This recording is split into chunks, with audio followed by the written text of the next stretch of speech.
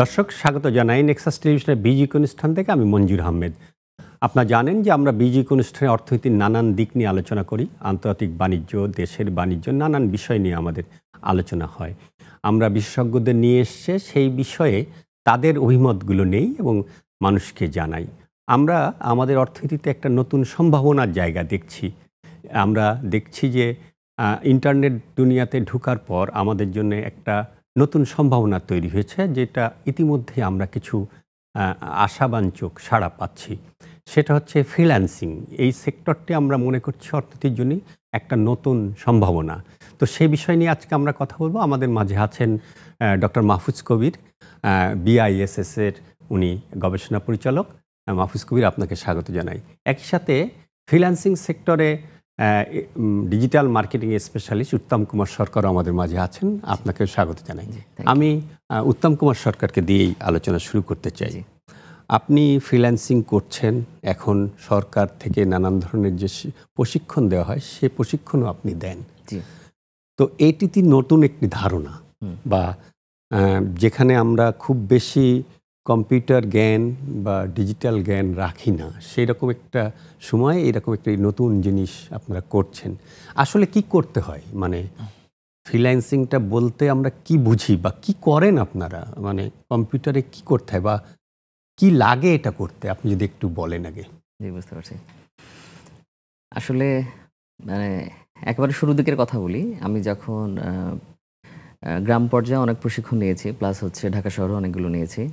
তো সেখানে আমি যখন দেখি যে আসলে ফ্রিল্যান্সিং বলতে এখনও মানুষ অনেক কিছু জানে না, অথচ আমরা এটা নিয়ে অলরেডি 10-12 বছর ধরে কাজ করছি, তখন একটু নিজের কাছে অবাক লাগে।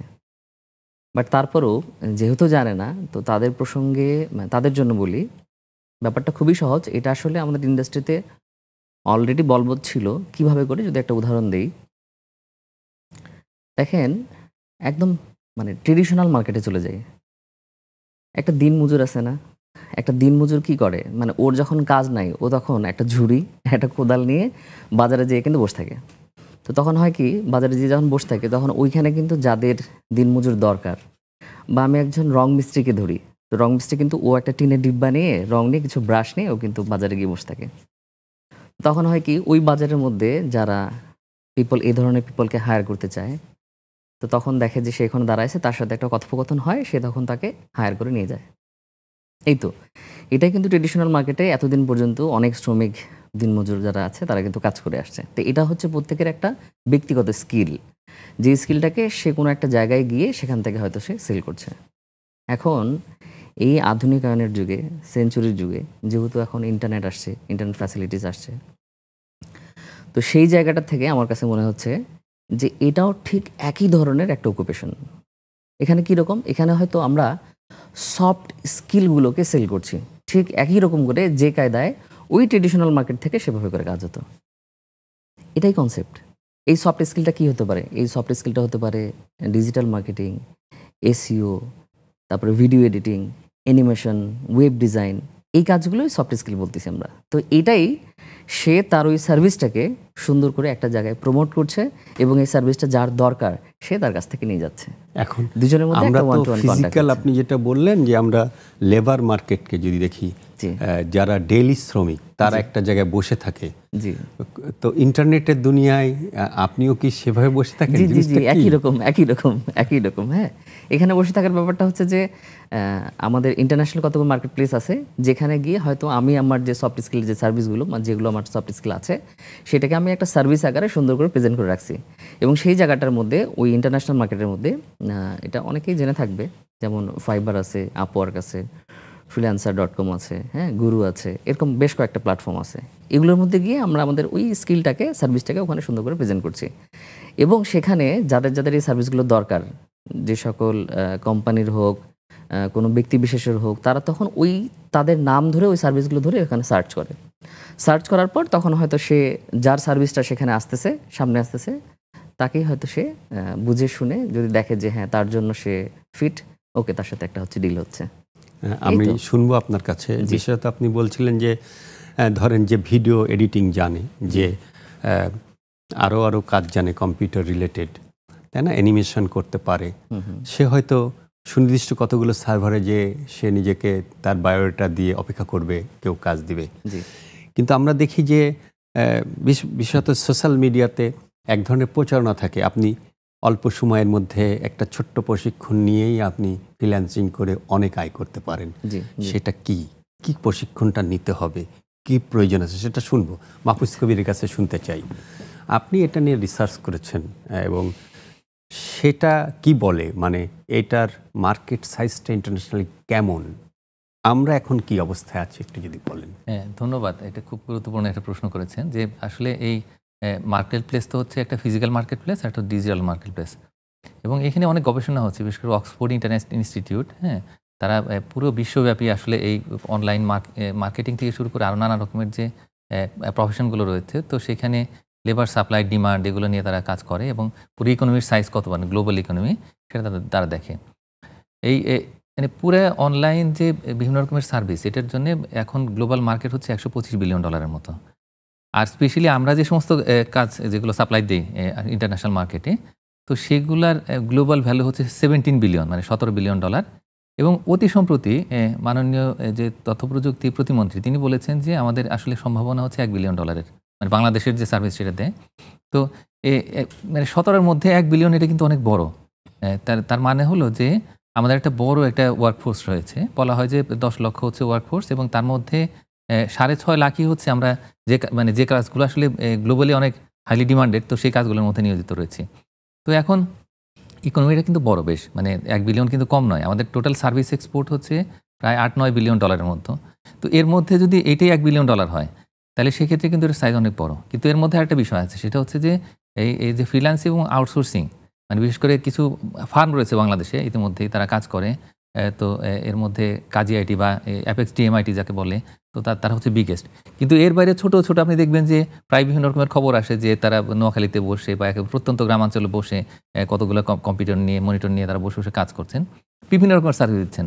তো এই যে ছড়ানো ছিটানো যে আপনার লোকজন যারা হচ্ছেন এই পুরো লেবার সাপ্লাইয়ের দিকে আছেন, তো তারা কিন্তু সংখ্যায় অনেক বড়, এবং তারা কিন্তু অনেকেই দেখা যাচ্ছে যে হয়তো শুরু করছেন হয়তো $10 দিয়ে কোনো একটা নতুন কাজ নিচ্ছে, তো আস্তে আস্তে তার ভ্যালুটা বেড়ে যাচ্ছে, তার স্কিলটা তখন বাড়ছে যখন ইন্টারাকশনের মাধ্যমে বা কাজ ডেলিভারির মাধ্যমে। তো এইভাবে করে আমরা কিন্তু বড় সংখ্যক একটা শ্রমশক্তি ইতিমধ্যে তৈরি করেছি, যারা বিভিন্ন রকমের শিক্ষায় শিক্ষিত। অনেকেই আছেন তো বিশ্ববিদ্যালয়ের শিক্ষা রয়েছে, কেউ কেউ কাজ শুরু করছেন একেবারে মানে এসএসসি পাশের আগেই তারা এর মধ্যে ঢুকে গেছেন। এটা ডিপেন্ড করে আর কি, যে সে কতটুকু মানে কনফিডেন্ট বা কতটুকু আত্মবিশ্বাস নিয়ে কাজের মধ্যে ঢুকে যাচ্ছেন। তো এবং এটাতে আসলে প্রায় 6-7 রকমের কাজ রয়েছে, তো সেটা নিয়ে আমরা একটু পরে শুনবো। বাট মূল বিষয়টা হচ্ছে যে বাংলাদেশ অন্তত 2টো জায়গাতে গ্লোবালি টপ। এর মধ্যে একটা হচ্ছে ক্লারিক্যাল অ্যান্ড ডেটা এন্ট্রি, সেখানে প্রায় 29% তারা পুরো গ্লোবাল সাপ্লাই তারা দিচ্ছে। আরেকটা জায়গা রয়েছে ক্রিয়েটিভ অ্যান্ড মাল্টিমিডিয়া, তো সেখানে আসলে ডিজিটাল মার্কেটিং এটসেট্রা এই সার্ভিস রয়েছে, সেখানে প্রায় 28%। তার মানে গ্লোবালি বাংলাদেশ 2টো জায়গাতে, মানে 6টা ক্যাটাগরি 2টো জায়গাতে লিড করছে। এবং একটা হিসাব আমি নিজে করেছি, তো সেখানে দেখা গেছে যে গ্লোবাল মার্কেটে আসলে এই সাপ্লাই সাইডে শ্রমিক হচ্ছে অন্তত 6 কোটি। তো এবং এটা আস্তে আস্তে বাড়ছে। তার মানে হলো যে আসলে এখানে অনেক ট্রানজ্যাকশন কস্ট রয়েছে, মানে আপনি যদি বাজারে যান কাজের, তাহলে সেখানে যাতায়াত খরচ আছে, তারপর অন্যান্য আরও অনেক রকম খরচ আছে, অফিসের দরকার হয়। কিন্তু এটা এমন একটা জায়গা যেখানে আপনি ইন্টারনেটে কানেক্টেড থাকলেই হয়, আপনার স্কিল থাকলে হয়, তখন কিন্তু আপনি কোনো খরচ ছাড়াই এই মার্কেটে ঢুকে যেতে পারছেন এবং সার্ভিসটা দিচ্ছেন। এবং আরও বিষয় হচ্ছে যে একটা বড় রকমের কিন্তু একটা রেমিটেন্সের সোর্স বা আর্নিং সোর্স বা সার্ভিস এক্সপোর্টের সোর্স, এটা কিন্তু আপনার এই ফ্রিল্যান্সিং। তো সুতরাং একটা বড় একটা কাজের জায়গা এবং অর্থনীতিতে কন্ট্রিবিউশনের বড় সুযোগ রয়েছে এটার। আমি যে প্রশ্ন রেখে গিয়েছিলাম, আমি দেখি যে সোশ্যাল মিডিয়াতে এখন যেহেতু সোশ্যাল মিডিয়ার যুগ, ফেসবুক, ইউটিউব বা এইসব জায়গায় ছোট ছোট ক্লিপ বানিয়ে প্রশিক্ষণের, যাদেরকে ফ্রিল্যান্সিং করতে আগ্রহী, আপনি শুরু করলেই কতগুলো জিনিস শিখলেই আপনি এখান থেকে আয় করতে পারবেন। আপনি কিছু বলেছেন, আমি দেখি যে ডেটা এন্ট্রি করেও মানুষ কিছু আয় করছে। তো একটা মানুষ, উনি বলছিলেন যে ম্যাট্রিক পাস করেনি এমনও লোক এখানে ঢুকে আয় করছে। তো আসলে এটা কীভাবে সম্ভব হচ্ছে বা কি থাকতে হবে তার, যে সে এইরকম ফ্রিল্যান্সিং করে এইরকম একটি জায়গায়, যে একটা তো ইংরেজি জ্ঞান থাকতে হবে, সেটা তো আছে, তার পাশাপাশি আর কি কি থাকতে হয়, কম্পিউটার আর কি, আপনি যদি একটু এক্সপ্লেন করেন। বুঝতে পারছি। এখানে আমি একটা বিষয়কে খুব বেশি গুরুত্ব দেব, সেটা হচ্ছে যে ল্যাঙ্গুয়েজ ব্যারিয়ার কখনোই আমাদের জন্য সীমাবদ্ধতা হইতে পারে না। আমি এরকম অসংখ্য ক্লায়েন্টের সাথে কাজ করছি, অনেকের সাথেই কাজ করছি, যেখানে হয়তো আমার জন্য ওই সিচুয়েশনগুলোতে তার স্পেলিংগুলোকে ধরা আমার জন্য টাফ হয়ে যায়। তো সেক্ষেত্রে আমরা যেহেতু আমি আমার ক্ষেত্রে বলছি আর কি, আমাদের যেহেতু বেসমেন্ট অনেক ভালো, অনেক নেটওয়ার্ক আছে, সেক্ষেত্রে আমি একজনকে আমার সহযোগী হিসেবে নিচ্ছি, আমার টিম মেম্বার, হয়তো যার সেই স্কিলটা ভালো। তো অ্যাকচুয়ালি যদি কেউ এমনও হয় যে হ্যাঁ তার মধ্যে আসলে এই জিনিসটাকে নিয়ে কাজ করাই সম্ভব না, সেও কিন্তু একজনের সহযোগিতা নিতে পারে একজন টিম মেম্বার হিসেবে। তাহলে দুজন মিলে যদি কাজ করে, ওকে যদি বলে যে ঠিক আছে তুমি আমার সাথে এই জিনিসটাতে হেল্প করো, তুমি শুধু বুঝাই দিও, আমি তো সব কাজগুলোই বুঝি, তো ল্যাঙ্গুয়েজ যেহেতু আমার কাছে একটু ব্যারিয়ার হচ্ছে, তুমি আমাকে একটু সহযোগিতা করো, তো এটার জন্য তুমি আমার যে প্রজেক্টটা হবে সেই প্রজেক্টে তুমি 10% অথবা 20% তুমি সহযোগী হিসেবে তুমি নিলা, সেও কিন্তু স্বাচ্ছন্দ্য বোধ করবে তার সাথে কাজ করতে।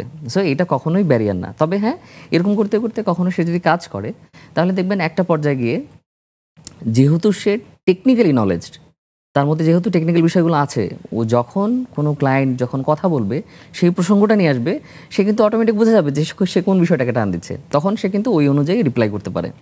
এবং সবচেয়ে এখানে মজার বিষয় হচ্ছে, আমরা যখন কারোর সাথে কাজ করি, কোনো ক্লায়েন্টের সাথে, সে যখন বোঝে যে আমরা বাংলা ভাষাভাষী মানুষ বা আমাদের ল্যাঙ্গুয়েজটা ভিন্ন, তো সেই জায়গাটায় সে কিন্তু আমাদেরকে কনসিডার করে, সে কিন্তু অনেক আস্তে আস্তে কথা বলে, সে তখন আমাদেরকে বুঝায় কথা বলে। সো তাদের তরফ থেকে এই জিনিসটা খুবই হেল্পফুল। আর এটা আসলে করার আরও একটা রিজন হচ্ছে, সেম কাজটাই সে যদি তার দেশ থেকে করাতো, তার জায়গা থেকে করাতো, সেখানে হয়তো খরচ পড়তো $100, সেই তুলনায় সে যখন বাংলাদেশ থেকে করাচ্ছে বা ফ্রিল্যান্সার মার্কেটের থেকে করাচ্ছে, সেটার জন্য প্রাইসটা চলে আসতেছে $10, $5, $20, হ্যাঁ, এরকম করে বাজেটটা চলে আসতেছে। সো সেও চিন্তা করতেছে যে আমার যদি একটু আস্তে কথা বলে $20 সেভ হয় বা $20 সেভ হয়, তাহলে আমি কেন এই কাজটা করব না? হ্যাঁ, তো এই জায়গাটায় আসলে এটা কোনো ব্যাপার না, এটা নিয়ে এখন ওভারকাম করা যায়। আর যেটা হচ্ছে যে, যেহেতু অধিকাংশ ছেলে মেয়ে এটার উপরে এখন অনেকেই কাজ করছে ছোট ছোট টাস্ক আকারে, আমরা এগুলোকে আসলে টাস্ক বলি, ছোট একটা জব বলি। ডিজিটাল মার্কেটিং ইটসেলফ এটা একটা অনেক বড়, এর ভিতরে অনেক কিছু আছে, অনেক কিছু, যেটা হয়তো আমরা টপিকগুলো ওয়ান বাই ওয়ান বলতে গেলেও অনেক সময় লেগে যাবে। তো সেখানে সিঙ্গেল সিঙ্গেল ছোট ছোট পার্টিকুলার যদি আমরা টাস্ক হিসেবে চিন্তা করি, যেমন আপনি বললেন যে ইউটিউবের মধ্যে এই ছোট ছোট শর্টস দিয়ে সে আর্নিং করছে, তাহলে তার স্কিলটা হচ্ছে সে ছোট ছোট ইউটিউব ভিডিও শর্টস আকারে সে কিন্তু মেক করতে পারে, এবং মেক করার জন্য যে টপিকগুলো মেক করার জন্য যে তাকে যে এই সেন্সটা জেনারেট করতে হবে যে কিসের উপরে এটা একটা ফান হইতে পারে, কিসের উপরে একটা ছোট ভিডিও হতে পারে, কি দিলে পিপলদের এঙ্গেজমেন্ট বাড়বে ওই ভিডিওটার সাথে, এটা কি ট্রেন্ডি টপিক হবে নাকি কোনো এডুকেশনাল টপিক হবে, সে কিন্তু এগুলোকে চুজ করতেছে বিহাইন্ড দ্য সিন। তো সে যখন চুজ করে, তো এই জিনিসগুলো হচ্ছে বাই বর্ন এত বেশি মানুষ ইউটিউব, তারপরে হচ্ছে সোশ্যালের মধ্যে এত বেশি ফোকাসড যে কেউ না কেউ কারোটা কিন্তু দেখছে, দেখার পরে সেও ওখান থেকে হয়তো নিজের একটা আইডিয়া জেনারেট করছে, আবার দেখাচ্ছে কেউ হুবহু কপিও করে। তো এই ছোটো ছোটো ভিডিওগুলো বাসায় যে অ্যান্ড্রয়েড যে ডিভাইস আছে, ফোন যে আছে, তারপরে হতে পারে বাসায় ছোটো একটা ল্যাপটপ আছে বা পিসি আছে, সেটা দিয়ে সে ওই জিনিসটাকে সুন্দর করে কাজ করছে এবং কাজ করে সে ইউটিউবে আপ করতেছে। এবং সেটার বিনিময়ে ফিরবো আমি যেটা বলছিলাম যে ইংরেজি জ্ঞান না থাকলে কম্পিউটার বিষয়ে কিছু জ্ঞান, সাধারণ জ্ঞান তো থাকতে হবে। কিন্তু আপনি যেটা বলেছেন, আমরা এটা দেখি, ইউটিউবে দেখি, আরও জায়গায় দেখি যে গ্রামের থেকে একটা ছেলে মেয়ে তার একটা ছোট্ট ইন্টারেস্টিং ঘটনা ভিডিও করে দিচ্ছে এবং সেটা অনেক ভিউ হচ্ছে, সেখান থেকে আয় হচ্ছে, সেটা এক ধরনের। কিন্তু অ্যানিমেশন করা, ডাটা এন্ট্রি করা, এই সমস্ত বা কোডিং জানতে হয় কি নাকি, এই বিষয়গুলো একটু শুনবো আপনার কাছ থেকে আরেকটু নিচে থেকে, মানে কি থাকতে হবে একটা কম্পিউটার, একটা ল্যাপটপ বা কি জানতে হবে তাকে। ধরেন শুধু টাইপিং জানলে কি হবে কি না, এই একদম ছোট পর্যায় থেকে জানবো। তবে তার আগে একটা বিরতিতে যেতে চাই। দর্শক সঙ্গে থাকুন, ফিরে আসছি কিছুক্ষণ পর।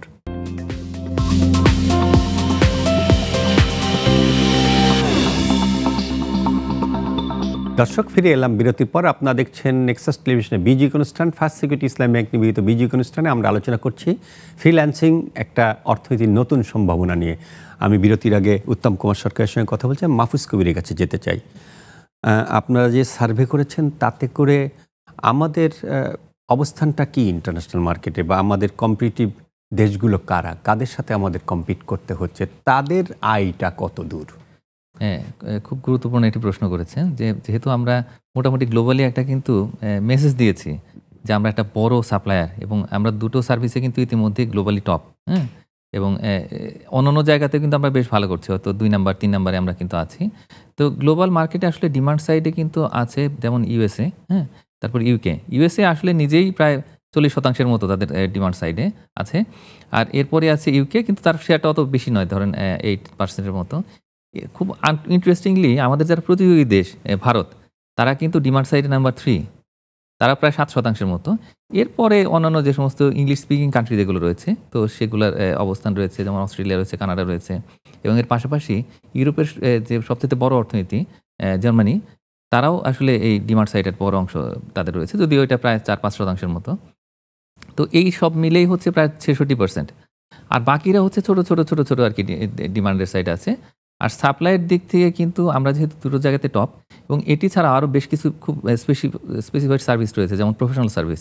এই প্রফেশনাল সার্ভিসে আবার একটু উপরের ধরনের স্কিল দরকার হয়, সেটা কিন্তু এই ধরেন এসএসসি পাস বা এরকম দিয়ে হবে না, তখন তারা এই কনসাল্টিং এটসেট্রা এই কাজগুলো করেন। তো সেই ক্ষেত্রে আমরা মোটামুটি একটা ভালো অবস্থানে রয়েছি। এবং এটি ছাড়া যে আমাদের এই মধ্যে বেসিস্ট রয়েছে এবং অন্যান্য আরও অনেকেই কাজ করছে আর কি সফটওয়্যার ডেভেলপমেন্টে, কিন্তু ওই জায়গাতে কিন্তু আমরা খুব বেশি হয়তো অগ্রসর হতে পারিনি। তো সেখানে হয়তো 7-8% মতো আমরা আসলে দিচ্ছি।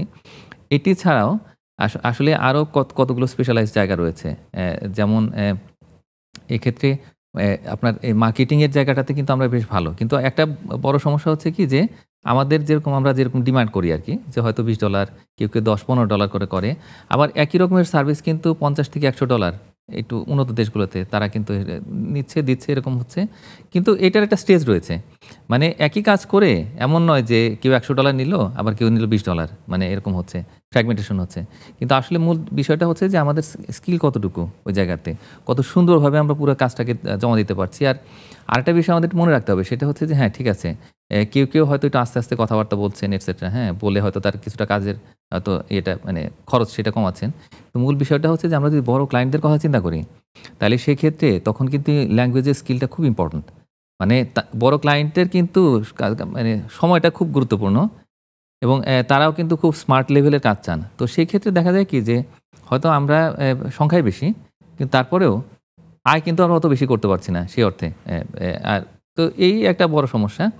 আর আরেকটা বিষয় হচ্ছে যে অন্যান্য যে সমস্ত ক্যাটাগরিগুলো রয়েছে আর কি, যেমন এন্টারটেইনমেন্টের যে পার্টটুকু রয়েছে, তো সেই জায়গাতে আমরা হয়তো ছোট এই কাজগুলো করছি, অনেকেই উঠে আসছেন এখানে, কিন্তু একদম হাই এন্ডের যে কাজগুলো সেগুলোতে আমরা কিন্তু অনেক পিছিয়ে আছি। এবং এটার কারণেই দেখা যাচ্ছে কি যে আসলে আমাদের যতটুকু আয় করার সম্ভাবনা রয়েছে সেই আয়টুকু আমরা করতে পারছি না। সংখ্যায় আমরা বড় হলেও আমাদের ওই এই যে সার্ভিসের কোয়ালিটিতে আমরা কিছুটা পিছনে থাকার কারণে দেখা যাচ্ছে সেই যতটুকু সম্ভাবনা ছিল, তো সেই সম্ভাবনাগুলোকে আমরা পূরণ করতে পারছি না। আমি আপনার কাছে ফিরবো। আমি উত্তম কুমার সরকারকে জানতে চাই, যে প্রশ্নটি করেই আসলে বিরতিতে গেছিলাম। পাশাপাশি আপনি নিশ্চয়ই এটা নিয়েও বলবেন যে মাহফুজ কবিরের তার রিসার্চ ওয়ার্ক বা তাদের অর্গানাইজেশনের রিসার্চ ওয়ার্ক কেমন আছে, আপনি ফিজিক্যালি এটা থেকে আপনারও এক ধরনের ধারণা তৈরি হয়েছে, সেটা নিশ্চয়ই বলবেন। এবং সেটা দিয়ে শুরু করবেন না আমার যে প্রশ্ন ছিল, অর্থাৎ কি থাকতে হবে এই ফ্রিল্যান্সিং করার জন্য, শিক্ষাগত যোগ্যতার বাইরে একটা কম্পিউটার ল্যাপটপ, সেটাও বলবেন। আপনি যেটা আগে প্রেফার করেন সেটা বলবেন।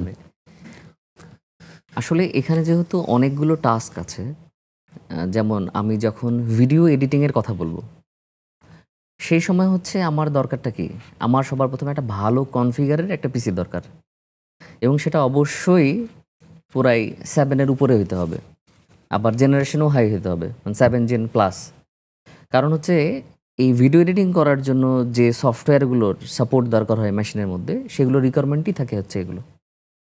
আমি যদি ধরি তাহলে ভিডিও এডিটিংটা তো তাকে আগে শিখতে হবে, তারপরে যায়। অবশ্যই। কিন্তু আমি দেখি যেটা আমার আগ্রহ, যে ফেসবুক বা অন্যান্য জায়গায় যে কন্টেন্টগুলো দেখি, যে ফ্রিল্যান্সিং শিখুন 17 দিনে 10 দিনে, সেইটা কি, মানে সেটাতে একটা এরকমই শিক্ষা যা কিছুই জানেন না, হয়তো কম্পিউটারটা চালাতে জানে, সেটা সেও পারবে।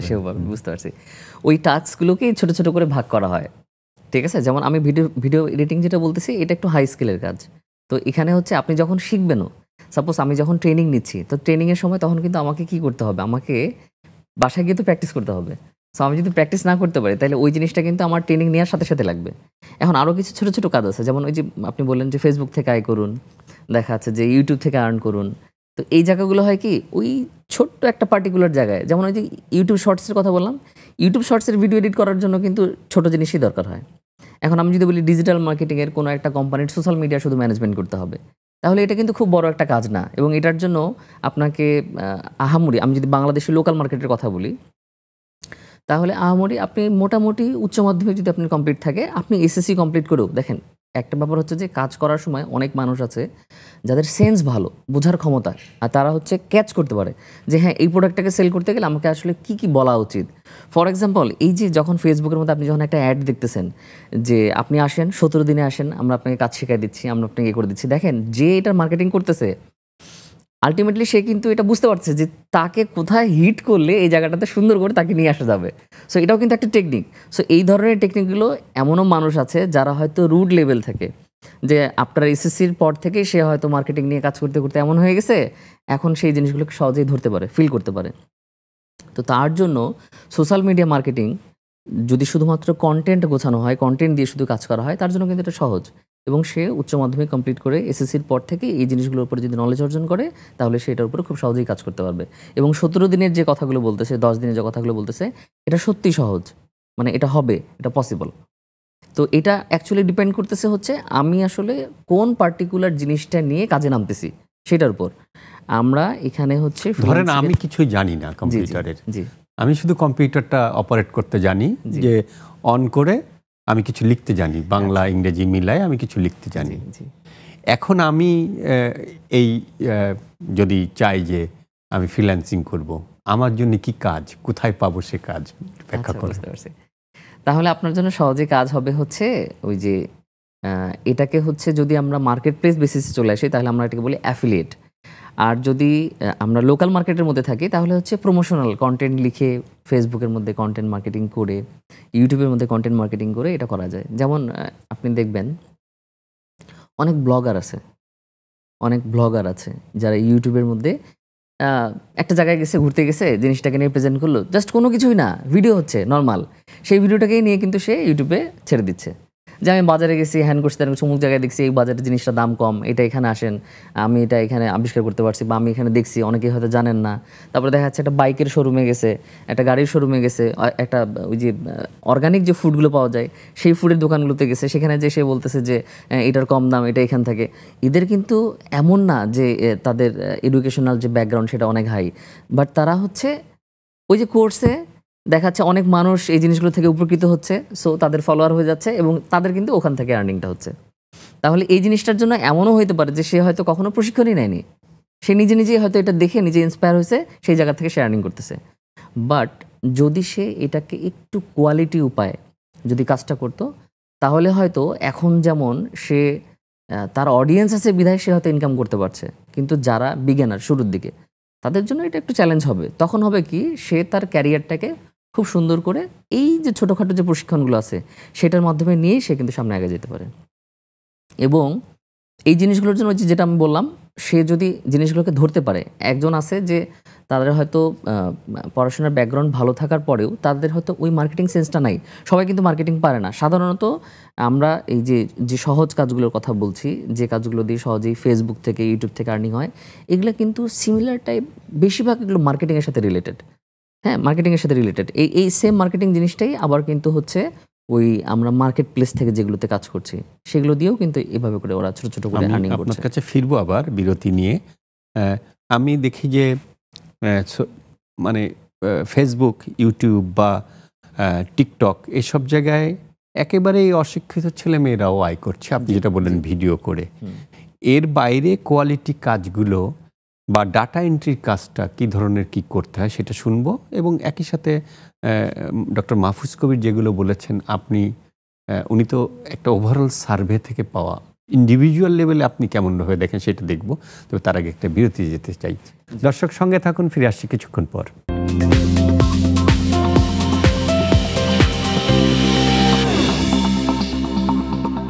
দর্শক, ফিরে এলাম বিরতির পর। আপনারা দেখছেন নেক্সাস টেলিভিশনে বিজিক অনুষ্ঠান, ফার্স্ট সিকিউরিটি ইসলামী ব্যাংক নিবেদিত বিজিক অনুষ্ঠানে আমরা আলোচনা করছি ফ্রিল্যান্সিং আমাদের অর্থনীতিতে এক নতুন সম্ভাবনা।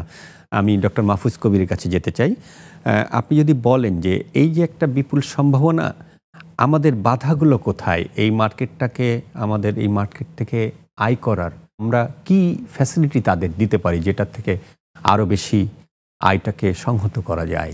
আমরা কোথায় কোথায় বাধা পাচ্ছি সেটা বুঝতে গেলে আসলে দেখতে হবে যে আমাদের যারা প্রতিযোগী তারা কোথায় কোথায় ভালো করছেন। বিশেষ করে ভারত আমি বলবো যে সবচাইতে বড় প্রতিযোগী আমাদের আন্তর্জাতিক বাজারে। এটি ছাড়া আরও কিছু দেশ রয়েছে, যেমন পাকিস্তান, ফিলিপিন্স, তারাও কিন্তু বেশ ভালো করছে এই জায়গাতে। ইভেন আপনার ইস্টার্ন ইউরোপিয়ান কিছু কান্ট্রি রয়েছে, ইভেন ইউক্রেন, তারাও কিন্তু বেশ ভালো করছিল যুদ্ধের আগে, এখন তারা কিছুটা পিছিয়ে গেছে। তো মূল বিষয়টা হচ্ছে যে আমি মনে করি যে বড়ভাবে যদি এই মার্কেটে আমরা ঢুকতে চাই, তাহলে সেই ক্ষেত্রে কিন্তু ভাষাটা একটা বড় সমস্যা। তার কারণ ডিমান্ড সাইডে কিন্তু ইংলিশটাই আর কি সবচেয়ে স্ট্রং, এবং আরও খুব স্পেশালাইজ কিছু কাজ রয়েছে, যেমন ফাইন্যান্সিয়াল মার্কেটের অ্যানালাইসিস। তো ওইখানকার অ্যাকুইজিশনের বিষয়, যেমন ইউএসএতে বড় একটা জায়গা হচ্ছে financial market, medical service etcetera. ওগুলো দিয়ে কী করতে হবে, ওগুলো অ্যানালাইসিস করতে হবে খুব কুইকলি আর কি। যে ফাইন্যান্সের ব্যাকগ্রাউন্ডের যে স্টুডেন্ট বা যারা এখানকার মেধাবী ছাত্র ছাত্রী, তো তারা কিন্তু ওইটা বুঝবেন। ওইটা কিন্তু আবার এসএসসি পাস যিনি তিনি বুঝবেন না। এসএসসি পাস করলে তখন ওই কিছু মাল্টিমিডিয়াতে কাজ করা যাবে, কিছু ইউটিউব ফেসবুক বেসড কাজ করা যাবে, কিন্তু হাই এন্ড মার্কেটটা কিন্তু ওইটা, মানে নিশ মার্কেট আমি বলবো। তো ওইখানে আমি মনে করি যে বাংলাদেশে কিন্তু যথেষ্ট পরিমাণে এই শ্রমশক্তি রয়েছে, অনেক গ্র্যাজুয়েট রয়েছে প্রাইভেট পাবলিক ইউনিভার্সিটি, তারা কিন্তু ওই মার্কেটের সঙ্গে লিঙ্ক আপ হতে পারছে না।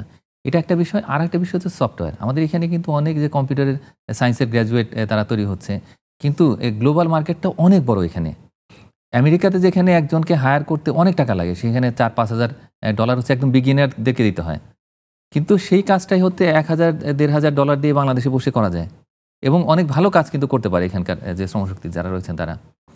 তো এই জায়গাটা আমরা কিন্তু লিঙ্ক করতে পারছি না। আমার মনে হয় কি যে এই যে মার্কেটের সঙ্গে যে লিঙ্কেজ, সেই লিঙ্কেজের ক্ষেত্রে দেখা যাচ্ছে আমরা কিন্তু অনেকটা সেলফ যেটা স্যাটিসফ্যাকশনের মধ্যে রয়েছে। এই কমপ্লাসেন্সটা কিন্তু খুব ক্ষতিকর। আমি মনে করি যে এখন আমাদের আইসিটি মিনিস্ট্রি রয়েছে, তাদের কাজ হচ্ছে যে এই জায়গাতে সাপোর্ট দেওয়া, এদের এখানে বলা যে আমাদের এখানে পাবলিক প্রাইভেট ইউনিভার্সিটি অনেক রয়েছে, গ্র্যাজুয়েট রয়েছে যারা স্কিল এবং তারা খুব টেকনিক্যাল সাবজেক্টে এক্সপার্ট, এবং সেটার বাজার রয়েছে হচ্ছে আমাদের এই বড় বড় জায়গাগুলোতে, যেমন ইউএসএ, ইউকে, এই জায়গাগুলোতে। তো সেইখানকার সঙ্গে আমাদের যে কী অপরচুনিটিগুলো আছে, কীভাবে আসলে এটাকে লিঙ্ক করা যায় সেটা দেখতে হবে আমাদের। আমরা 500-1,000 মিলিয়ন ডলার এটা নিয়ে বসে থাকলে হবে না। আমাদের যে পুরো $17 বিলিয়ন রয়েছে, আরও বাড়ছে এটা, তো সেইটাকে কীভাবে আরও একটু এক্সপ্লোর করতে পারি, তো সেইটা একটু দেখতে হবে আমাদের। তার কারণ যেহেতু দুটো জায়গাতে আমরা টপে আছি, কিন্তু ওগুলোতে ইনকামটা কম, কিন্তু যখন এই সফটওয়্যারের কথা বলছি সেখানে আমাদের লোকজন আছে, তো সেটাকে কেন আমরা নিতে পারছি না? আর থার্ড যেটা ইস্যু, সেটা হচ্ছে আমি মনে করি যে একটা একটু ইনস্টিটিউশনাল ফ্রেমওয়ার্ক দরকার। এখানে যারা যারা কাজ করছেন তারা কিন্তু ব্যক্তি উদ্যোগে নিজের ইচ্ছাতে এগিয়ে এসছেন, তো সেখানে ইনস্টিটিউশনাল সাপোর্ট বলতে এখন কিন্তু সেই ট্রেনিংটাই মুখ্য। কিন্তু আমাদের পুরো জগৎটা কেমন সেটা বোঝার জন্য এবং সেই জগতের সাথে লিঙ্কেজ তৈরি করা, এটার জন্য আমাদের হতে পারে যে আমাদের যে সমস্ত এম্বাসিগুলো রয়েছে, মিশনগুলো রয়েছে, তাদের সেখানে ইকোনমিক উইং রয়েছে, তো তারা কীভাবে আমাদেরকে আরও হেল্প করতে পারে মার্কেটগুলোতে অ্যাক্সেস করতে। তো ওইটাই তো আমাদের কাজ। মানে আমাদের যে ফরেন মিশনগুলো তারা তো ঠিক আছে ডিপ্লোম্যাটিক কাজগুলো করবেন, কিন্তু আমাদের এই যে সার্ভিস এক্সপোর্টের যে একটা বিশাল জায়গা রয়েছে, তো সেই জায়গাগুলো এক্সপ্লোর করা, তাদেরকে ইনভাইট করা বাংলাদেশে, তো এইভাবে করে কিন্তু একটা ইন্টারফেস তৈরি হয়। তা আমি মনে করি যে এই জায়গাগুলো আসলে আমাদের এক্সপ্লোর করা উচিত। আমি উত্তম কুমার সরকারের কাছে আসব। যেটা মাহফুজ কবির বলছিলেন সেটা আমারও জানার বিষয়। আমি দেখি ধরেন আমাদের অশিক্ষিত জনগোষ্ঠী, অল্প শিক্ষিত জনগোষ্ঠী, যখন আমার মোবাইলটা নষ্ট হয়, আইফোনের মতো ফোন মানে অনেক বেশি এটা টেকনিক্যাল এবং অনেক বেশি এটা দ্রুত খুলে ফেলে, দ্রুত এটা ঠিক করে ফেলে, এটা হলো হার্ডওয়্যারের পার্ট, তাই না? আমি যতটুকু বুঝি লেম্যান হিসেবে।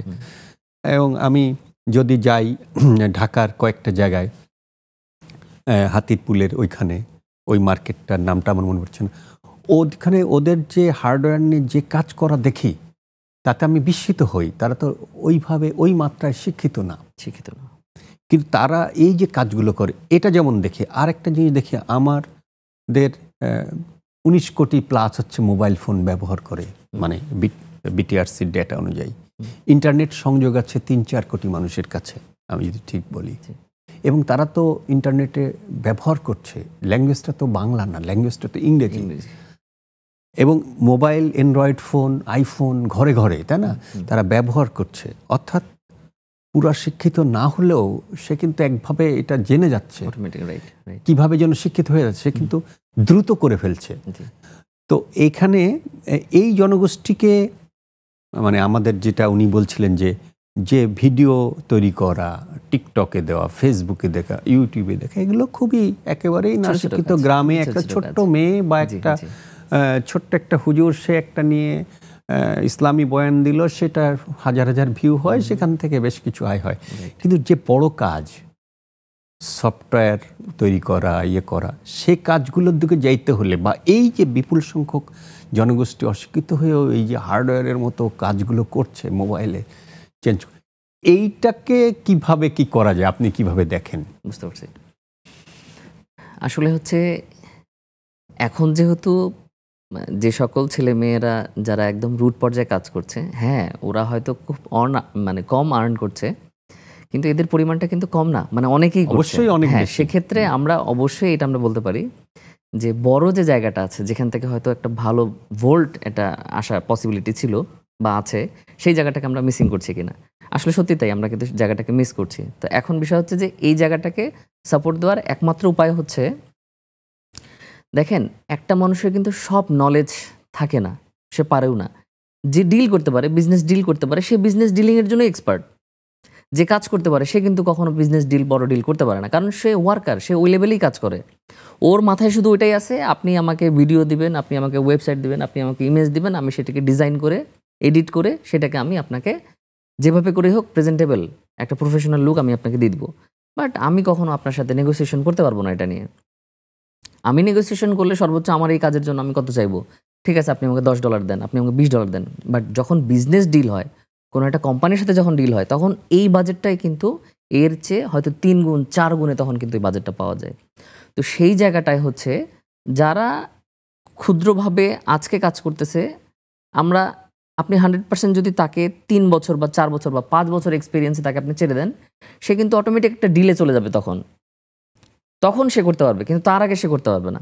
তাহলে তাকে যদি আজকে শুরুর পর্যায়ে, মানে সে যখন হয়তো শুরুতেই অল্প অল্প করে ছোট ছোট করে কাজ করে সামান্য সময়ের মধ্যে সেই স্কিলটা অর্জন করছে, এরপরে তাকে যদি আবারও এমন প্রশিক্ষণগুলো যদি দেওয়া হয় যেটার মাধ্যমে সে ডিল কেমন করে করবে, যেটার মাধ্যমে বড় কাজগুলো কেমন করে ধরবে, আর এটা কিন্তু একটা টিম ওয়ার্ক, এখানে কিন্তু অনেক কিছু সাজাইতে হয়, গোছাইতে হয়।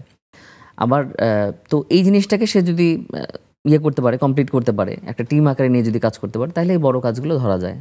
আরও একটা বিষয় হচ্ছে, ইনস্টিটিউট থেকে গভর্নমেন্টের একটা টার্গেট থাকে যে যারা প্রশিক্ষণ নিচ্ছে, প্রশিক্ষণ নিয়ে যারা বের হচ্ছে, একটা জিনিস মেকশিওর করতে হবে যে তারা যেন আর্নিং করতে পারে।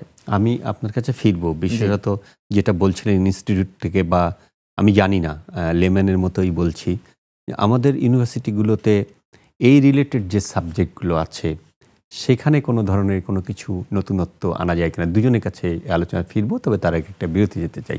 দর্শক সঙ্গে থাকুন, ফিরে আসছি কিছুক্ষণ পর।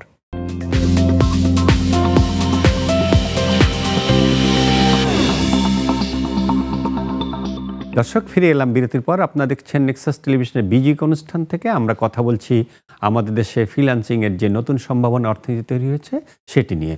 আমি বিরতির আগে প্রশ্ন রেখে গিয়েছিলাম যে এখন পর্যন্ত যেটা হচ্ছে, হয়তো সরকারি কিছু প্রশিক্ষণ কর্মসূচি আছে, খুব ইনস্টিটিউশনাল ফর্মে না।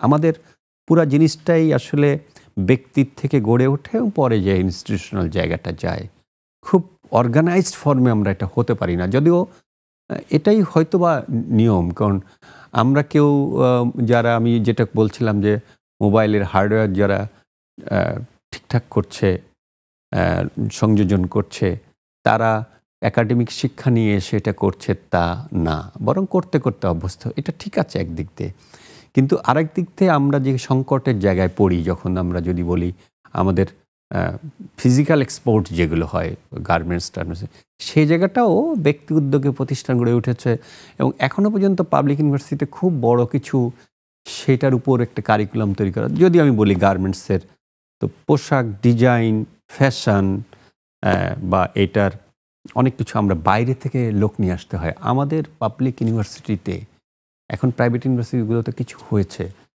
খুব বেশি তার কারিকুলামের মধ্যে ঢোকে নাই। তো আমরা যদি এই জায়গাটাও এসে দেখি যে, বা আমরা যদি ম্যান পাওয়ার এক্সপোর্ট করি বাইরে, সেটাও একটা অশিক্ষিত, হ্যাঁ, একাডেমিক লেখাপড়া নাও জানতে পারে, কিন্তু ভদ্রতা, এটিকেট বা যেগুলো বিহেভিয়ার, এক একটা দেশের এক একটা রকম কালচার, সেই কালচারের সাথে পরিচয়িত করে দেওয়ায় তাদেরকে প্রশিক্ষিত করেও পাঠানো যায়, সে জায়গাটা অনুপস্থিত থাকে। তো এই আমরা ফ্রিল্যান্সিং সেক্টরটা তো আসলে একটু টেকনিক্যাল, একটু একাডেমিক জ্ঞান থাকলে নিশ্চয়ই ভালো করবে, সেই যে হাই এন্ডের কাজগুলো সে আনতে পারবে। আমাদের পাবলিক বিশ্ববিদ্যালয় বা কি আছে কি না, কি করণীয় আছে তাদের পাবলিক বিশ্ববিদ্যালয়, প্রাইভেট বিশ্ববিদ্যালয়, আপনি যদি শুরু করেন তাকে দিয়ে শেষ করবো। হ্যাঁ, আপনি খুব গুরুত্বপূর্ণ একটা জায়গাতে ফোকাস করেছেন। আসলে এই যে আমাদের ডিজিটাল মার্কেটিং থেকে শুরু করে অন্যান্য যে সমস্ত সার্ভিস রয়েছে, মানে অনলাইন লেবার মার্কেটে, তো সেখানে এই শিক্ষাটা খুব গুরুত্বপূর্ণ। এর প্রধান জায়গা তো হচ্ছে ইংরেজি ভাষা জ্ঞান, কমিউনিকেটিভ ইংলিশ যেটাকে বলে, তো সেটা তো জানতে হবে। এবং আসলে তারা কি চায়, তাদের কালচারটা কি, তারা কি ধরনের কাজ প্রেফার করে, তো সেই বিষয়গুলো জানাটা হচ্ছে প্রধান কাজ। তো যার ফলে এখন যেটা শুরু হয়েছে আমাদের, যে খুব দেরি করে ফেলেছি আমরা যদি আরো 15 বছর আগে শুরু করতে পারতাম, যে এখনকার যে অনেক সমালোচনা হচ্ছে আমাদের কারিকুলাম নিয়ে, মানে মাধ্যমিক পর্যায়ে, তো ওইটাই হচ্ছে একটা বড় জায়গা যে আমাদের পুরো গ্লোবাল মার্কেটের সাথে ইন্টিগ্রেটেড হতে হবে, মানে ইন টার্মস অফ কমিউনিকেশন। তো সেটা আমরা শুরু করেছি, আমাদের ফল পেতে আরও কয়েক বছর লাগবে। তো এখন প্রাইভেট ইউনিভার্সিটিগুলোর কাজ কি? তাদের কাজ কিন্তু শুধুমাত্র MBA, BBA এগুলোকে সাপ্লাই দেওয়া না, বা কম্পিউটার ইঞ্জিনিয়ার সাপ্লাই দেওয়া না। মূল কাজটা হচ্ছে যে মার্কেটের কি অবস্থা এবং গ্লোবাল মার্কেটের সাথে লিঙ্কেজ তৈরি করার জন্য কারিকুলাম নতুন করে ঢেলে সাজানো। তো ওই জায়গাতে আমি মনে করি যে পাবলিক ইউনিভার্সিটির ফেলিওর রয়েছে, প্রাইভেটের তো আছেই। হ্যাঁ, তো এখন আমি মনে করি যে এই জায়গাতে নতুন করে ফোকাস করাটা খুব জরুরি। হ্যাঁ, তো এটা একটু চিন্তা করতে হবে। আর আরেকটা জিনিস আমার কাছে মনে হয়, সেটা হচ্ছে যে আমরা, হ্যাঁ ঠিক আছে, আমরা মোটামুটিভাবে ইন্টারনেটে অনেক সার্ভিস দিচ্ছি, একদম প্রত্যন্ত অঞ্চলে দিচ্ছি, কিন্তু হাই স্পিড ইন্টারনেট যে সুবিধাটা পায় কিন্তু আমাদের ইন্ডিয়ার মতো জায়গাতে প্রত্যন্ত অঞ্চলে গিয়েও অত্যন্ত উচ্চ গতির ইন্টারনেট আমরা পেয়ে থাকি। বাংলাদেশে আসলে দেখা যায় কি, ঢাকার বাইরে গেলে অনেক সময় স্পিডটা অনেক কমে যায়। তো যার ফলে ওই গ্রামের মানুষেরা লেখাপড়াও করতে পারে না ঠিক মতো, মানে ইন্টারনেটে বিশাল একটা জ্ঞানের জগৎ। তো এই দুটো জায়গাতে আমি মনে করি যে একটা বড় রকমের একটা সীমাবদ্ধতা রয়েছে আমাদের। তো কারিকুলামটাকে আমাদের প্রথমেই গুরুত্ব দিতে হবে যে এই জায়গাটাতে আমরা যে পরিমাণে পিছিয়ে আছি, অথচ আমাদের পার্শ্ববর্তী দেশ ভারত তারা সিটি তৈরি করে ফেলেছে আর কি, সিলিকন ভ্যালির মতো করে। তো আমরা কিন্তু সেভাবে ডেডিকেটেড জায়গা তৈরি করতে পারছি না। তো আমি মনে করি যে এখন নতুন করে দেখতে হবে যে 21 শতকের নতুন যে শ্রমবাজার, সেটা কিন্তু ইন্টারনেট বেসড, এবং সেই জায়গাতে আসলে মানে আমরা পড়াচ্ছি ঠিকই, কিন্তু সেইভাবে তাদের চাহিদা অনুযায়ী আমরা কিন্তু সেভাবে তাদেরকে লিঙ্ক করতে পারছি না। তো আমি মনে করি যে এই জায়গাতে সরকার আশা করি যে নতুনভাবে একটু চিন্তা করবে। আর আমি আপনার কাছে ফিরবো, বিশেষত এবারে বাজেটে কি ধরনের স্টেপস আছে, সেটা কোনো বাধা তৈরি করলো কিনা, সেটা আপনাকে শুনব। আমি উত্তম কুমার সরকারের কাছে যেতে চাই, সেটা হচ্ছে যে কথাটি মাহফুজ কবির বলছিলেন, বা আরেকটু যদি আপনি যেহেতু গভর্নমেন্টের প্রশিক্ষক হিসেবে বিভিন্ন জায়গায় যান, আপনি কি এটা দেখেন কিনা, বা আমি যদি বলি যে ছেলেটি ঢাকা ইউনিভার্সিটি থেকে কম্পিউটার সায়েন্সে বা কম্পিউটার নিয়ে পড়াশোনা বা অন্য ইউনিভার্সিটি বা বুয়েট থেকে পাশ করলো, তাকে দেখা যায় যে বেশিরভাগ ক্ষেত্রে তারা দেশের বাইরে চলে যান। সেটা নানান রিজন আছে, দেশের পরিবেশ, দুর্নীতি, নানান কিছু মিলে। তার বাইরে সে যদি ঘরে বসে তার জ্ঞান দিয়ে এইখান থেকে ওই হাই এন্ডের ইনকাম করা কি পসিবল কিনা, বা সেখানে ল্যাপস কোথায় আছে আপনি যদি বলেন। জি জি, যারা আসলে কোয়ালিফাইড তাদের জন্য এই সুযোগ অপরচুনিটিটা আরও বেশি সম্ভাবনা তৈরি করে। হ্যাঁ, ওরা আরও বেশি আগায় থাকবে অন্যদের চেয়ে। কারণ যারা ছোট থেকে শুরু করতেছে তারা অলরেডি একটা এডুকেশনাল ব্যাকগ্রাউন্ড থেকে, ভালো জায়গা থেকে তারা কিন্তু কোয়ালিফাইড অলরেডি। সো ওই জায়গায় তারা শুধু যদি স্কিল নিয়ে কাজ করে, তারাও কিন্তু এই জিনিসগুলোর সাথে সরাসরি, যে বিজনেস ডিলের কথাগুলো যে বললাম, তখন কিন্তু তাদের মধ্যে ওই সম্ভাবনাটা বেশি। ওরাই কিন্তু তখন বেশি আগায় থাকবে। এবং এটা মোটামুটি দেখা গেছে, আমরা এখন পর্যন্ত যতগুলো ছেলে মেয়ে আমাদের টাচে আসে, যারা সাধারণত এডুকেটেড ভালো, মানে যাদের ব্যাকগ্রাউন্ড যারা ভালো, যারা হয়তো ও লেভেল থেকে পড়াশোনা করছে বা এ লেভেল এগুলো কমপ্লিট করে এসছে, ইংলিশ মিডিয়াম ব্যাকগ্রাউন্ডের, এরা নর্মালের চেয়ে একটু ভালো, আরও ভালো করে এরা। এবং এটা দেখা যায় যে একজন ইন জেনারেল পারসন যারা সাধারণত লো থেকে আসে আর কি, বিলো স্ট্যান্ডার্ড থেকে আসে, তাদের চেয়ে ওদের বাজেটগুলো ভালো হয়। এবং এরা ক্লায়েন্টের সাথে একটা ভালো সম্পর্ক তৈরি করে দেখা যাচ্ছে নিজেরাই কখনো কিন্তু একটা অফিস তারা দিয়ে তো ধরেন আপনার ওই এন্ডের কাজগুলো করবে না যারা ছোট, ধরেন একটা ভিডিও ক্লিপিং তৈরি করা, জি জি জি টিকটকে দেওয়া, ফেসবুকে দেওয়া, এই কাজগুলো তো না, তাদের এটা না। তারা করবে না। তাহলে তাদের কাজগুলো কি এবং সেই জায়গায় তাদের জি আমাদের এডুকেশনটাকে ফ্যাসিলিটেট করে কিনা সেটা। জি সেটা তো অবশ্যই, মানে এডুকেশন অবশ্যই সেটাকে ফ্যাসিলিটেট করে। মানে তাদের জায়গাটা হচ্ছে যে তারা মানে প্রথমে তো কিছু ছোট কাজ করে তাকে ওই নলেজটা নিতে হবে যে এখানে সিনারিওটা কি, এখানে আসলে ঘটনাটা কি ঘটে, সেটা সে খুব দ্রুতই অর্জন করতে পারে। এবং পরবর্তীতে সে যেটা করে সেটা হচ্ছে কি, ওই যে একটা ফ্রেমওয়ার্ক তৈরি করে যে আমরা এবার মানে এটাকে একটা প্রজেক্ট হিসেবে দেখে যে ডিজিটাল মার্কেটিং একটা কোম্পানিকে আমি একটা প্রজেক্ট আকারে আমি তাকে অফার করব, যেখানে হয়তো ইনক্লুডেড যতগুলো ছোট ছোট টাস্ক আছে একটা কোম্পানির জন্য, ওই মোটামুটি সব জিনিসগুলোই কিন্তু লাগে। যেমন একটা ওয়েবসাইট লাগে, সেই ওয়েবসাইটের এসিও করতে হয়, আবার সেটার ভিডিও করতে হয়, আবার সেটার গ্রাফিক্সও আছে। তার মানে সে পুরোটাই একটা প্রজেক্ট আকারে নিয়ে নিল ওইটাকে, তারপর সে হয়তো প্রেজেন্ট করছে একটা, তখন একটা ডিলের মতো করে যে হ্যাঁ আপনি আমাকে এই প্রজেক্টটা দেন, এত বছরের জন্য দেন, অথবা 4 মাসের জন্য, 6 মাসের জন্য, তখন হয়তো সেটার জন্য সে একটা ভালো বাজেট পায়। এটা সে এনে এনে মানে এটার জন্য সেই আসলে ক্যাপাবেল, সে যেহেতু তার ওইদিকে তার নলেজটাও সেই ভালো। আয় দিয়ে কি বাংলাদেশের থেকে, ধরেন কেউ অস্ট্রেলিয়া গেল না, মানে কম্পিউটার সায়েন্স বা এই জাতীয় পড়াশোনা করে অস্ট্রেলিয়া, কানাডা, আমাদের দেশ থেকে যারা জি যাচ্ছে জি আমেরিকা বা ইউরোপের দেশে, এই আয় বাংলাদেশে থেকে কি এই পরিমাণ আয় করে সম্ভব? জি মোটামুটি সম্ভব। এটা হয়তো একেবারে শুরুর দিকে যদিও এটা পুরোপুরি ফুলফিল হবে না, সে হয়তো বাইরে যে শুরু থেকে যেটা স্টার্ট করবে সেটা হয়তো শুরুতে এখানেও একই রকম হবে, কিন্তু আমার মতে সে যদি বাইরে যে কোথাও জব করা ছাড়া বাংলাদেশে সে যদি হোম বেসিসে এই ধরনের কাজগুলো করে, সে বাইরের চেয়ে এখানে বেশি ইনকাম করতে পারবে। আপনাকে ধন্যবাদ। আমি মাহফুজ কবির কাছে শেষ একেবারে সময় জানতে চাই, এবারে বাজেটে কিছু পদক্ষেপ নেওয়া হয়েছে, বিশেষত ইন্টারনেট, আপনি এ ব্যাপারে কীভাবে ইন্টারনেটের মানে মূল্য বেশি দিতে হবে? হ্যাঁ, এটা আমি মনে করি যে আসলে ডিসকারেজ করবে যারা ফ্রিল্যান্সার রয়েছেন তাদের জন্য। আমি মনে করি যে ইন্টারনেটের যদি খরচ আরও কমানো যায় এবং স্পিডটা আরও বাড়ানো যায়, তাহলে সেটাই বরং এই ফ্রিল্যান্সারদের অনেক উদ্বুদ্ধ করতো। এখন এই যারা কাজ করছেন তাদের ভিতরে অনেকেই কিন্তু প্রত্যন্ত অঞ্চলে খুবই একটা নিডি ব্যাকগ্রাউন্ড থেকে আছে এবং তারা শুধুমাত্র নিজেদের আগ্রহে আসলে এই প্রফেশনে আসছেন। তো তাদেরকে কীভাবে আরও এনকারেজ করা যেত এই ইন্টারনেটের খরচ কমিয়ে, তো সেইভাবে চিন্তা করলে আমি মনে করি যে স্মার্ট বাংলাদেশের কথা বলছি আমরা, তো একটা ডিজিটাল হাইওয়েতে আমরা যাচ্ছি। তো এখন যদি এই খরচটা বাড়ায় ইন্টারনেটের, তাহলে সেক্ষেত্রে এটা কিন্তু ঠিক পরস্পর বিরোধী হয় আমাদের জাতীয় উদ্দেশ্যের সঙ্গে। তা আমি মনে করি যে এখনও সুযোগ রয়েছে, জাতীয় সংসদে কথাবার্তা হবে, তো এই জায়গাতে যদি একটু খরচ কমানোর ব্যবস্থা করা যায়, আমি মনে করি এটা খুব ভালো হয়। আপনার দুজনকেই, বিশেষত উত্তম কুমার সরকার, আপনি প্রথমবারের মতো আমাদের স্টুডিওতে এসে কথা বলার জন্য ধন্যবাদ জানাই। মাহফুজ কবিরকে ধন্যবাদ জানাই। দর্শক যেমনটি বলছিলেন, আসলে আমাদের এই যে নতুন সম্ভাবনা, আসলে এটি একটি সম্ভাবনারই গল্প। আমরা এই সম্ভাবনার গল্পটাকে আগিয়ে নিতে হলে আমাদেরকে যেটি করতে হবে, নানান ধরনের ফ্যাসিলিটি এখানে দিতে হবে। তা যেমন একাডেমিক শিক্ষার মধ্যে যে জনগোষ্ঠী আমাদের অল্প সময়ের মধ্যে, আমাদের এই যে 19 কোটি লোকের হাতে মোবাইল আছে, 3-4 কোটি লোকের কাছে ইন্টারনেট ব্যবহার করে, কিন্তু আমরা যখনই দেখি ইন্টারনেটে, আমরা আমাদের টেলিভিশন থেকেই দেখি যে 2টা লাইন নেওয়ার পরে ইন্টারনেটের গতিটা এত স্লো, এইটা দিয়ে তো ফ্রিল্যান্সিং কাজ করা বা এই কাজগুলোকে সমাধা করা খুব সম্ভব না। তারপরে সরকার যে জাতীয় বাজেটে ইন্টারনেটের উপর নতুন করে যে কর আরোপের জায়গা তৈরি করেছে, সেটি প্রত্যাহার করা উচিত। পাশাপাশি ইন্টারনেটের গতি যাতে বৃদ্ধি করা যায়, সেজন্য কি করা দরকার সে ব্যবস্থা নেওয়া উচিত।